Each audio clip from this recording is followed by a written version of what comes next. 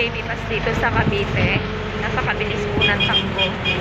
Galing ako ng BIR, Kawit, and then pag-uwi ko, sumakay po ako ng baby pass. Ito po, ganito siya kabilis. Para kami lumilipad.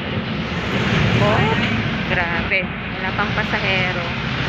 Wala pang pasahero kasi alanganin yung oras. So, wala pang, yung mga estudyante is, nasa loob pa ng school. Kaya, alanganin yung oras. Hindi pa siya masyadong traffic. And then, wala pang masyadong pasahero. So, dito yung baby bus dito sa Cavite.